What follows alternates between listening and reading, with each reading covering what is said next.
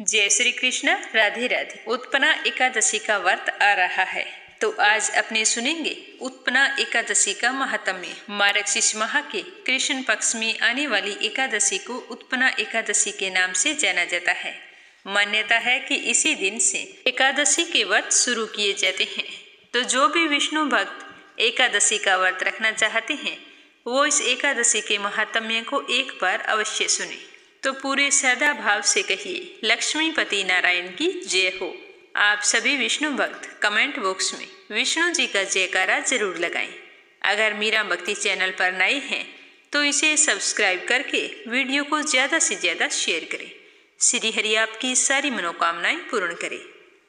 एक समय की बात है, सब धर्मों के ज्ञाता, वेद और शास्त्रों के अर्थ ज्ञान में पारंगत, सबके हृदय में रमण करने वाले, श्रीमन नारायण के तत्व को जानने वाले तथा भगवत परायण भक्त शिरोमणि प्रहलाद जी जब सुखपूर्वक बैठे हुए थे तो उस समय उनके समीप सब धर्म का पालन करने वाले महर्षि जन कुछ पूछने के लिए वहां आए।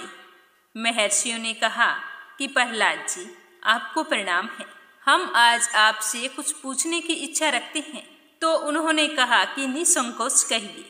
तो महर्षियों ने कहा कि प्रहलाद जी, आप ऐसा कोई साधन बताइए जिसे ज्ञान, ध्यान और इंद्रिय निग्रह के बिना ही अनायास भगवान नारायण का परम पद प्राप्त हो जाए। तो ऋषियों के ऐसा पूछने पर संपूर्ण लोकों के हित के लिए उद्धत रहने वाले विष्णु भक्त महाभाग प्रहलाद जी ने इस प्रकार कहा कि महर्षियों, जो 18 पुराणों का सार से भी सारतर तत्व है, जिसे कार्तिकेय जी के पूछने पर भगवान शंकर ने उन्हें बताया था, मैं उसका वर्णन करता हूँ, ध्यान पूर्वक सुनना। कि जो कली काल में एकादशी का व्रत रात्रि जागरण पूर्वक करते हैं एवं वैष्णव शास्त्र का पाठ करता है, उसके कोटि कोटि जन्मों के किए हुए 4 प्रकार के पाप नष्ट हो जाते हैं। जो एकादशी के दिन वैष्णव शास्त्र का उपदेश करता है उसे मेरा भक्त जानना चाहिए, जिसे एकादशी व्रत को करने में कोई संशय नहीं होता तथा रात्रि जागरण में निद्रा नहीं आती। जो उत्साह पूर्वक नाचता और गाता है वही मेरा विशेष भक्त है। मैं उसे उत्तम ज्ञान देता हूँ और भगवान विष्णु मोक्ष प्रदान करते हैं। अतः मेरे भक्त को विशेष रूप से एकादशी व्रत एवं व्रत के दिन रात्रि में जागरण करना चाहिए। जो कोई भगवान विष्णु से वैर रखते हैं उन्हें पाखंडी जानना चाहिए, और जो एकादशी की रात्रि को जागरण भजन करते हुए रात बिताते हैं उन्हें आधे निमेष मात्र में अग्निटोम तथा अति रात्र यज्ञ के समान फल प्राप्त होता है। जो रात्रि जागरण में बारंबार भगवान विष्णु के मुखारविंद का दर्शन करते हैं उनको भी वही फल प्राप्त होता है। जो मनुष्य द्वादशी तिथि को एक बार पारण एवं भगवान विष्णु के आगे जागरण करते हैं वे यमराज के पास से मुक्त हो जाते हैं। जो द्वादशी को भगवान का स्मरण करते हुए रात्रि जागरण करे और गीता शास्त्र से मनोविनोद करते हैं वे भी यमराज के बंधन से मुक्त हो जाते हैं। जो प्राण त्याग हो जाने पर भी द्वादशी का जागरण नहीं छोड़ते वे धन्य और पुण्य आत्मा होते हैं। जिनके वंश के लोग एकादशी की रात में जागरण करते हैं वे ही धन्य हैं। जिन्होंने एकादशी को जागरण किया है उन्होंने यज्ञ, दान, गया, श्राद्ध और नित्य प्रयाग स्नान कर लिया है। ऐसे भक्तों को सन्यासियों के सन्यास का पुण्य फल भी मिल जाता है और उनके द्वारा इष्टापूर्त कर्मों का भी भली भांति पालन हो जाता है। षडानन भगवान विष्णु के भक्त जागरण सहित एकादशी का व्रत करते हैं, इसीलिए वे मुझे सदा ही विशेष प्रिय होते हैं। जिसने वर्धनी एकादशी की रात में जागरण किया है उसने पुनः प्राप्त होने वाले शरीर को स्वयं ही भस्म कर दिया है। जिसने 30 वर्षा एकादशी को रात्रि में जागरण किया है वह भगवान विष्णु के स्वरूप में लीन हो जाता है। जिसने हरि प्रबोधनी एकादशी की रात में जागरण किया है उसके स्थूल सूक्ष्म सभी पाप नष्ट हो जाते हैं। जो द्वादशी की रात में जागरण तथा ताल स्वर के साथ संगीत का आयोजन करता है उसे महान पुण्य की प्राप्ति होती है। जो एकादशी के दिन ऋषियों द्वारा बनाए हुए दिव्य स्त्रोतों से ऋग्वेद, यजुर्वेद सामवेद के वैष्णव मंत्रों से, संस्कृत और प्राकृत के अन्य स्रोतों से एवं गीत वाद्य आदि के द्वारा भगवान श्री हरि विष्णु को संतुष्ट करता है, उसे भगवान विष्णु भी परम आनंद प्रदान करते हैं।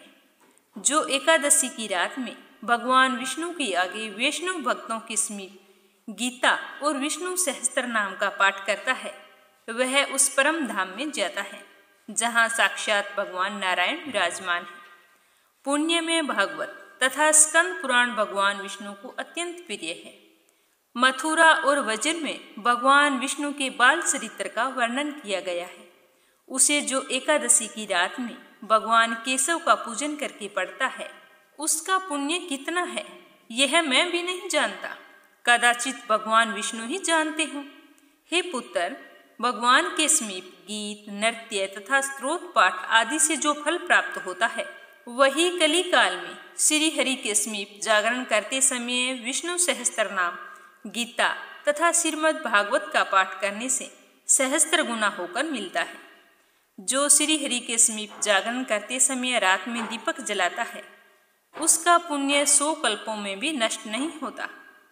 जो व्रत के साथ रात्रि जागरण में मंजरी सहित तुलसी दल से भक्ति पूर्वक श्री हरि की पूजा करता है, उसका पुनः इस संसार में जन्म नहीं होता। स्नान, चंदन, लेप, धूप, दीप, निवेद और तांबू, यह सब जागरण काल में भगवान विष्णु को समर्पित किया जाए तो ऐसा करने से अक्षय पुण्य फलों की प्राप्ति होती है। हे कार्तिकेय, जो भक्त मेरा ध्यान करना चाहता है, वह एकादशी की रात्रि में श्री हरि के समीप भक्ति पूर्वक जागरण करे। एकादशी के दिन जो लोग जागरण करते हैं, उनके शरीर में इंद्र आदि देवता आकर स्थित हो जाते हैं। जो जागरण काल में महाभारत का पाठ करते हैं, वे उस परम धाम में जाते हैं जहाँ सन्यासी महात्मा जाया करते हैं। जो उस समय श्री रामचंद्र जी का चरित्र 10 कंठ वध पढ़ते हैं, वे योग वेताओं की गति को प्राप्त करते हैं। जिन्होंने श्री हरि के समीप जागरण किया है, उन्होंने 4 वेदों का, स्वाध्याय, देवताओं का पूजन, यज्ञों का अनुष्ठान तथा सब तीर्थों में स्नान कर लिया। श्री कृष्ण से बढ़कर कोई देवता नहीं और एकादशी व्रत के समान कोई दूसरा व्रत नहीं है। जहाँ भागवत शास्त्र हैं, भगवान विष्णु के लिए जहाँ जागरण किया जाता है और जहाँ शालिग्राम शिला स्थित होती है, वहाँ साक्षात भगवान विष्णु स्वयं उपस्थित होते हैं। तो अब मैं आपको एकादशी व्रत की विधि बतलाता हूँ। दशमी की रात्रि को पूर्ण ब्रह्मचर्य का पालन करें, भोग विलास से दूर रहें और एकादशी के दिन सुबह लकड़ी की दातुन करें। इस दिन पेस्ट का प्रयोग नहीं करना चाहिए। नींबू, जामुन या आम के पत्ते लेकर चबा लें और अंगुली से अपने गले को शुद्ध कर लें। वृक्ष से इस दिन पत्ता तोड़ना वर्जित होता है, अतः स्वयं गिरे हुए पत्तों का सेवन करना चाहिए। यदि यह संभव ना हो तो पानी से 12 कुरले करने चाहिए। उसके बाद में स्नान आदि से निवृत्त होकर मंदिर में जाकर गीता का पाठ करें या फिर पुरोहित जी से सुने। एकादशी के दिन गीता जी का पाठ अवश्य करना चाहिए और प्रभु के सामने इस प्रकार संकल्प करना चाहिए कि आज मैं चोर, पाखंडी और दुराचारी मनुष्यों से बात नहीं करूंगा और ना ही किसी का दिल दुखाऊंगा। गौ और ब्राह्मण को फल, आहार एवं अन्न आदि देकर प्रसन्न करूंगा। रात्रि को जागरण करके कीर्तन करूंगा। ओम नमो भगवते वासुदेवाय, आपके इस मंत्र का जाप करूंगा। राम, कृष्ण, नारायण इत्यादि विष्णु सहस्त्र नाम को कंठ का भूषण बनाऊंगा, अतः इन नामों का ही जाप करता रहूंगा। इस प्रकार के संकल्प करके श्री हरि विष्णु भगवान का स्मरण करके प्रार्थना करें कि हे त्रिलोकपति, मेरी लाज आपके हाथ में है, अतः मुझे इस प्रण को पूरा करने की शक्ति प्रदान करें। ज्यादा से ज्यादा मौन, जप, शास्त्र पठन, कीर्तन, रात्रि जागरण एकादशी व्रत में बहुत ही ज्यादा लाभ पहुंचाते हैं। इसीलिए इन नियमों का ज्यादा से ज्यादा पालन करना चाहिए। एकादशी के दिन अशुद्ध द्रव्य से बने हुए पेय नहीं पीने चाहिए, जैसे कोल्ड ड्रिंक्स, एसिड आदि डाले हुए तथा डिब्बे बंद फलों का रस भी नहीं पीना चाहिए और इस दिन अन्न ग्रहण नहीं करना चाहिए। इस दिन आप व्रत रखें या ना रखें, घर का कोई भी सदस्य चावल ना खाएं, इस चीज का विशेष तौर से ध्यान रखना चाहिए। व्रत रखने वाले विष्णु भक्त इस दिन फल या फिर घर पर निकाला हुआ फलों का रस या फिर दूध पीकर रहना विशेष लाभदायक होता है। व्रत के ये 3 दिन होते हैं, दशमी, एकादशी और द्वादशी। इन 3 दिनों में कांसे के बर्तन में मांस, मदिरा, प्याज, लहसुन, मसूर, उड़द, चने, साग, शहद, तेल और अधिक जल का प्रयोग नहीं करना चाहिए। व्रत के पहले दिन यानी कि द्वादशी को और दूसरे दिन यानी कि द्वादशी को हविष्यान यानी कि जौ, गेहूं, मूंग, सेंधा नमक, काली मिर्च, शक्कर और गौ का घी, इन चीज़ों से बना हुआ भोजन एक ही बार ग्रहण करना चाहिए। दशमी के दिन सुबह और द्वादशी के दिन भी सुबह। फल आहारी को गोभी, गाजर, शलजम, पालक, गुलफा का साग इत्यादि सेवन नहीं करना चाहिए। आम, अंगूर, केला, बादाम, पिस्ता इत्यादि अमृत फलों का सेवन करना चाहिए। जुआ खेलना, ज़्यादा निद्रा लेना, पान, पराई निंदा करना, चुगली करना, चोरी करना, हिंसा, मैथुन, क्रोध, झूठ, कपट आदि इन सब कुकर्मों से दूर रहना चाहिए और शांत रहना चाहिए। और बैल की पीठ पर बैठकर सवारी नहीं करनी चाहिए। अगर बैलगाड़ी है तो इन दिनों में बैलगाड़ी पर भी नहीं चढ़ना चाहिए। और भूलवश किसी निंदक से बात हो जाती है तो इस दोष को दूर करने के लिए भगवान सूर्य के दर्शन तथा धूप दीप से श्री हरि की पूजा करके क्षमा मांगनी चाहिए। एकादशी के दिन घर में झाड़ू नहीं लगानी चाहिए। इससे चींटी आदि सूक्ष्म जीवों की मृत्यु का भय रहता है। इस दिन बाल भी नहीं कटवाने चाहिए। मधुर भाषा बोलनी चाहिए और ज्यादा नहीं बोलना चाहिए, क्योंकि अधिक बोलने से ना बोलने वाले वचन भी निकल जाते हैं। इस दिन सत्य भाषा का प्रयोग करना चाहिए और कम से कम बोलना चाहिए। इस दिन यथाशक्ति अन्न दान करना चाहिए, किंतु स्वयं किसी का दिया हुआ अन्न कदापि ग्रहण ना करें। प्रत्येक वस्तु प्रभु को भोग लगाकर तथा तुलसी दल छोड़कर ग्रहण करनी चाहिए, क्योंकि एकादशी के दिन श्री हरि विष्णु को तुलसी दल का भोग लगाना जरूरी होता है। इसके बिना हमारा कोई भी भोग पूरा नहीं माना जाता। लेकिन हम स्वयं एकादशी के दिन तुलसी नहीं ले सकते। एकादशी के दिन किसी संबंधी की मृत्यु हो जाती है तो उस दिन व्रत रखकर उसका फल संकल्प करके उस मृतक को दे देना चाहिए। और जब उसकी अस्थियां गंगा जी में प्रवाहित की जाती है तो एकादशी व्रत रखकर उसका फल भी उस प्राणी के निमित्त कर देना चाहिए।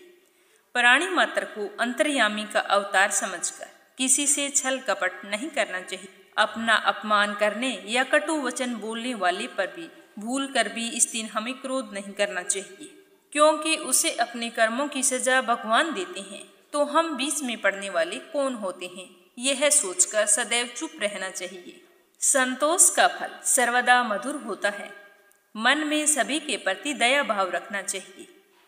इस विधि से व्रत करने वाला उत्तम फल को प्राप्त करता है। और फिर द्वादशी के दिन श्री हरि विष्णु और तुलसी माता की विधिवत पूजा करके ब्राह्मणों को भोजन कराना चाहिए। भोजन करवाएं तो अपने चेहरे पर मुस्कान रखें और बाद में यथासंभव दान दक्षिणा देकर प्रसन्नचित मन से ब्राह्मणों को विदा करना चाहिए और फिर स्वयं व्रत का पारण करें। द्वादशी को सेवा पूजा की जगह बैठकर मीठे चावलों से व्रत का पारण करना चाहिए। किसी कारणवश अगर आप चावल नहीं बना सकते हैं तो 7 दाने चावल के लेकर उसके 14 टुकड़े करके अपने सिर के पीछे फेंकना चाहिए और साथ ही इस प्रकार प्रार्थना करनी चाहिए कि मेरे 7 जन्मों के शारीरिक, वाचिक और मानसिक पाप नष्ट हुए। यह भावना करके 7 अंजलि जल पिए और फिर 7 दाने चावल के खाकर व्रत का पारण करना चाहिए। एकादशी का व्रत हेमंत ऋतु में मार्गशीर्ष मास के कृष्ण पक्ष को करना चाहिए। इसकी कथा इस प्रकार है कि युधिष्ठिर ने भगवान श्री कृष्ण से पूछा कि भगवान, पुण्यमयी एकादशी की तिथि उत्पन्न कैसे हुई, इस संसार में वह क्यों पवित्र मानी गई तथा देवताओं को प्रिय कैसे हुई। तो श्री भगवान जी बोले कि हे कुंती नंदन, प्राचीन समय की बात है। सतयुग में मुर नामक एक दानव रहता था। वह दानव बहुत ही अद्भुत, अत्यंत रुद्र तथा संपूर्ण देवताओं के लिए बहुत भयंकर था। उसका काल रूपधारी दुरात्मा महासुर ने इंद्र को भी पराजित कर दिया। संपूर्ण देवता उससे परास्त होकर स्वर्ग से निकाले जा चुके थे और संकित तथा भयभीत होकर पृथ्वी पर विचर रहे थे। एक दिन सब देवता महादेव जी के पास गए। वहां जाकर इंद्र ने भगवान शिव के आगे सारा हाल कह सुनाया। इंद्र बोले कि महेश्वर, ये देवता स्वर्ग लोक से निकाले जाने के बाद पृथ्वी पर विचर रहे हैं। मनुष्यों के बीच में इस तरह से विचरना शोभा नहीं देता। हे महादेव, आप ही कोई उपाय बतलाइए, ये देवता अब किसका सहारा ले? तो महादेव जी ने कहा कि देवराज, जहाँ सबको शरण देने वाले, सबकी रक्षा में तत्पर रहने वाले जगत के स्वामी भगवान गरुड़ ध्वज विराजमान हैं। तुम लोग वहां जाओ, वे ही तुम लोगों की रक्षा करेंगे। भगवान श्री कृष्ण कहते हैं कि युधिष्ठिर जी महादेव जी की बात सुनकर परम बुद्धिमान देवराज इंद्र संपूर्ण देवताओं के साथ क्षीर सागर में गए, जहां भगवान गदाधर सो रहे थे।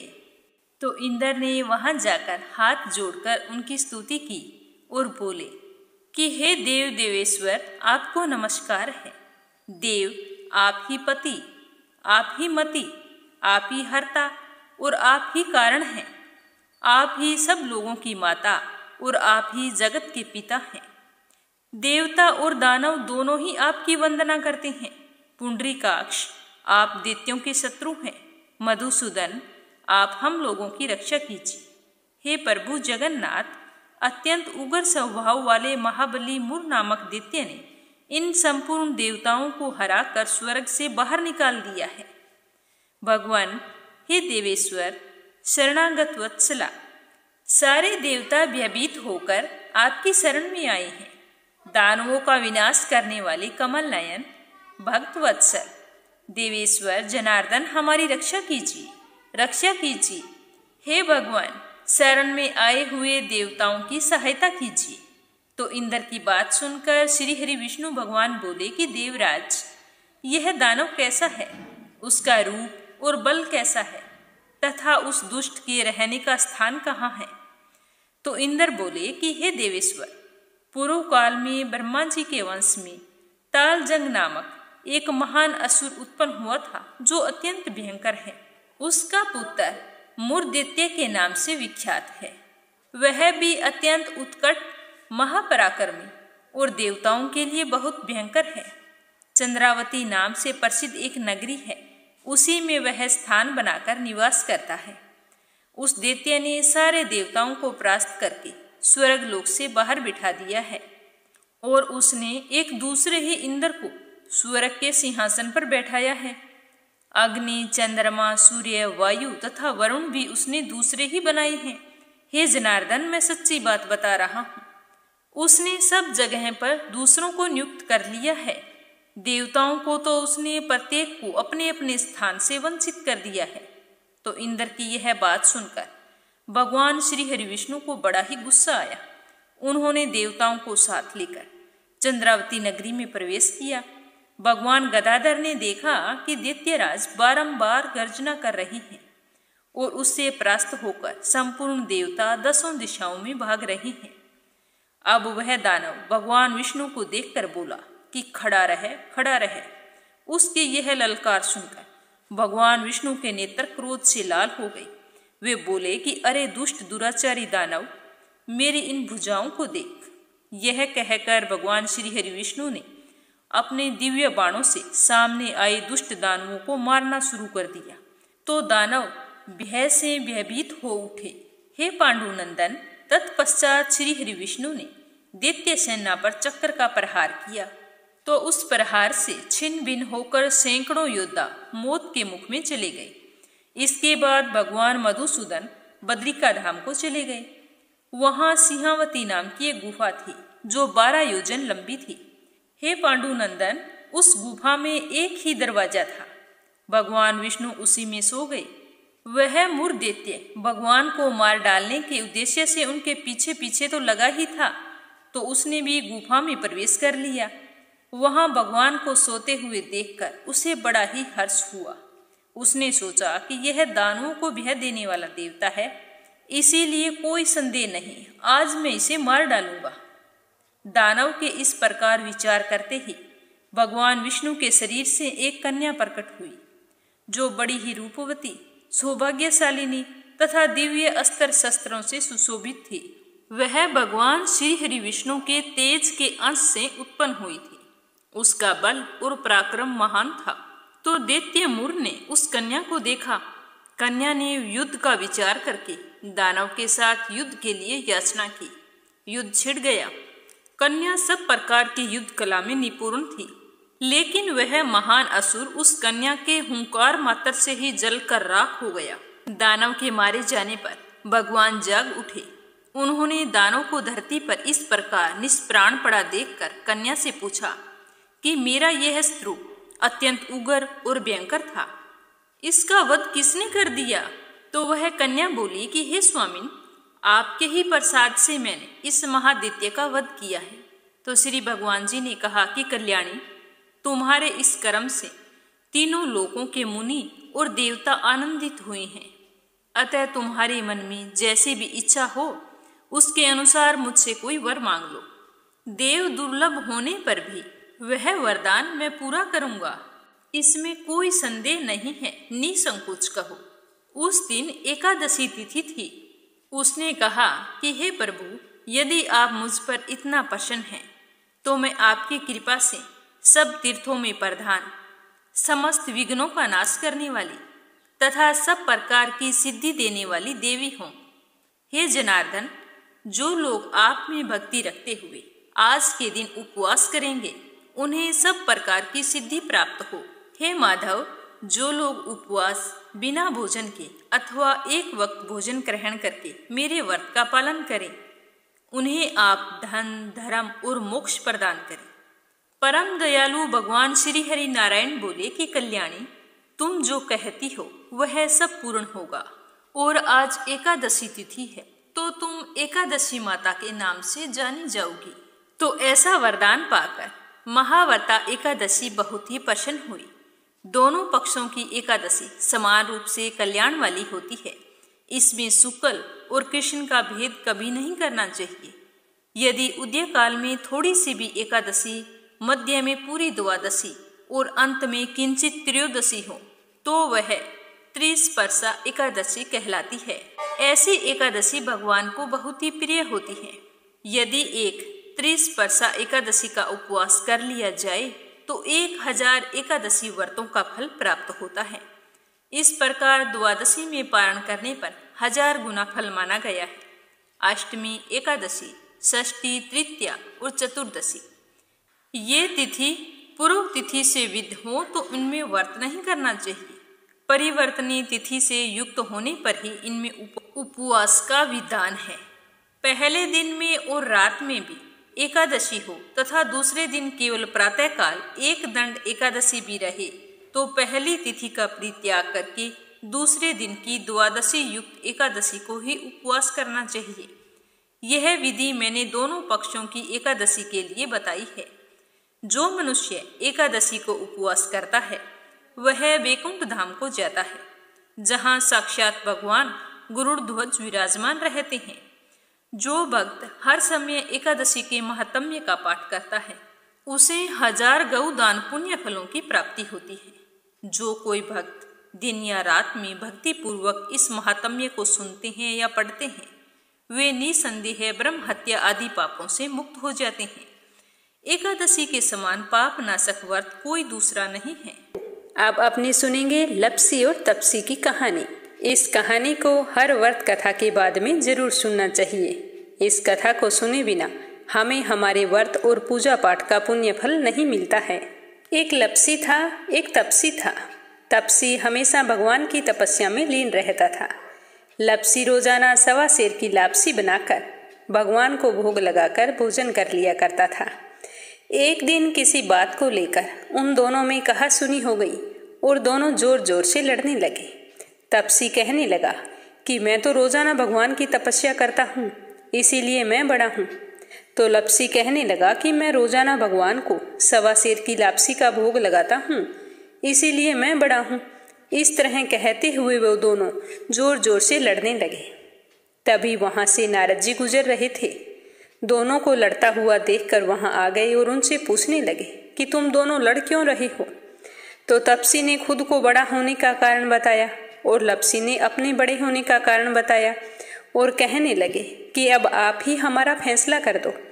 तो नारद जी कहने लगे कि मैं तुम्हारा फैसला तो कर दूंगा, लेकिन कल आऊंगा, तुम दोनों तैयार रहना।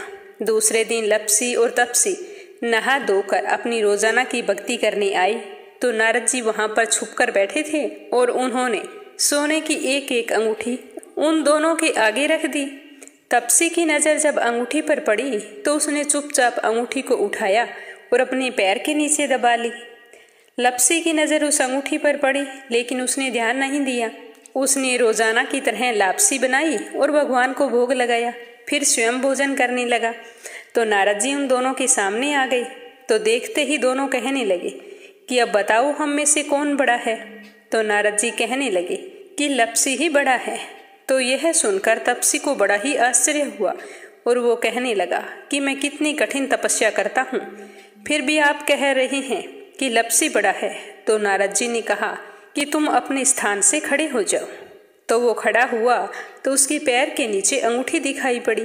तो नारद जी तपसी से कहने लगा कि तपस्या करने के बाद भी तुम्हारी चोरी करने की आदत नहीं गई है, इसीलिए लपसी बड़ा है, क्योंकि मैंने ही तुम दोनों के आगे सोने की एक एक अंगूठी रखी थी। तो तुमने तो देखते ही अंगूठी को उठाया और अपने पैर के नीचे दबा लिया। लपसी ने अंगूठी को देखकर भी अनदेखा कर दिया। इसका अपनी रोजाना की भक्ति में ध्यान था। इसने लापसी बनाई और भगवान को भोग लगाया, इसीलिए लपसी ही बड़ा हुआ और तुम्हें तुम्हारी इतनी कठिन तपस्या का कोई फल नहीं मिलेगा। तो यह सुनकर तपसी को अपने किए पर बड़ा ही पछतावा हुआ और शर्मिंदा होकर नारद जी से माफी मांगने लगा। कहने लगा कि महाराज, मुझसे गलती हो गई, आज से मैं कभी भी चोरी नहीं करूंगा। तुम मुझे बताओ कि मुझे मेरी तपस्या का फल कैसे मिलेगा। मैंने तपस्या बड़ी ही श्रद्धा भाव से की है। तो तपसी की बात सुनकर नारद जी कहने लगे कि यदि घर पर सारी रोटी बनाकर गाय और कुत्ते की रोटी नहीं बनाएगा तो वह फल तुझे ही मिलेगा। अगर कोई दिए से दिया जलाएगा तो उसका फल भी तुम्हें ही मिलेगा। कोई ब्राह्मण को भोजन करवाकर उसे दक्षिणा नहीं देगा तो उसका फल भी तुझे ही मिलेगा। अगर कोई बहन सुहासिनी को तीवल, सूट हम भेंट स्वरूप देते हैं, उसके साथ अगर रुपये नहीं देंगे तो उसका फल भी तुझे ही मिलेगा। और व्रत कथा में अगर कोई सारी कहानी सुन ले लेकिन तुम्हारी कहानी ना सुने तो उस व्रत का फल भी तुझे ही मिलेगा। तो यह सुनकर तपसी बहुत ही खुश हुआ और उसके बाद कभी भी चोरी ना करने का प्रण लिया। कहा जाता है कि उसी दिन से हर व्रत कथा के बाद में लपसी तपसी की कहानी कही और सुनी जाती है। कहानी समाप्त होते ही बोलना चाहिए कि लपसी का फल लपसी को मिले, तपसी का फल तपसी को मिले। हमारी कहानी का, हमारे व्रत का और हमारे पूजा पाठ का फल हमें मिले।